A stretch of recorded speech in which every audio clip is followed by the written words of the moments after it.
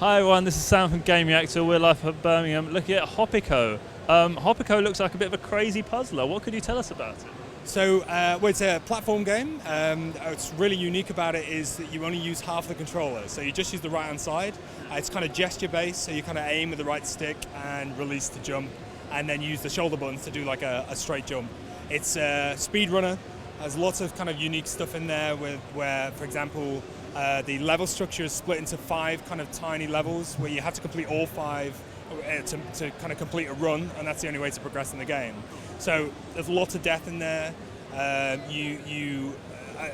the fact that you kind of have to repeat the levels means that you get naturally really fast at earlier levels, and it encourages the kind of speed run thing, and you naturally get quicker at it. What was your inspiration for creating a game of this kind then? So we wanted to do a platformer. We wanted to do a platformer that was going to feel different. So we kind of made a decision fairly early on to do something with controls that feel totally different. We're big Meat Boy fans. Really like the kind of Twitch platformer. Spelunky fans as well. So speedrunner type stuff. So yeah, I guess games like that really. And tell us about the art style. It's quite visually stunning. Oh, thanks. Well, I'm the art guy, so that's nice. But yeah, it's kind of retro inspired. Really big fans of kind of flat, simple looking artwork that you can just kind of understand by colors and things like that. Just really, really simple. The game itself is meant to be based inside sort of retro consoles, so we used a lot of inspiration from like old Nintendos and stuff like that to get that kind of feel. What stage of development is the game in now, and how much content is there, and what's left to do? So we are pretty much ready to launch. It's out in about 4 weeks. It's PlayStation, Xbox and Steam. It's going to be £5, so it's a cheap game, a pocket money title. In terms of what's left to do, we've just got to try and get some marketing, get people to like it, play it and see what they think.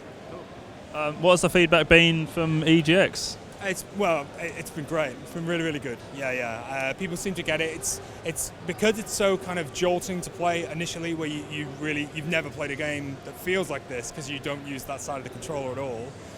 People are initially quite shocked to play it, but once they warm up, they really like it. I've had a lot of people kind of coming back to the stand and playing it again. So. Well, how many levels in the game? How much content in terms of? Okay, there's 5 worlds. Each world has 10 runs, and each run has 5 individual levels. So in terms of level count, it's like 250. There's loads of game modes as well, so as you progress in the game, you get, there's like bonus mode where there's different kind of mechanics in there. There is a speedrun mode and a hardcore mode as well, which is just different ways to play, more and more nasty essentially, and painful. Is there a higher score and a leaderboard sort of thing you're implementing in the game? Yeah, so we've only done leaderboards on the speedrun mode and the hardcore mode, and that's simply because there's much more scope for room for different times, broader kind of time differences between each player. So. We talked a little bit about the fact that it's a platformer, but tell us a bit more in detail about the gameplay and what form it takes, or what challenges the player has to face.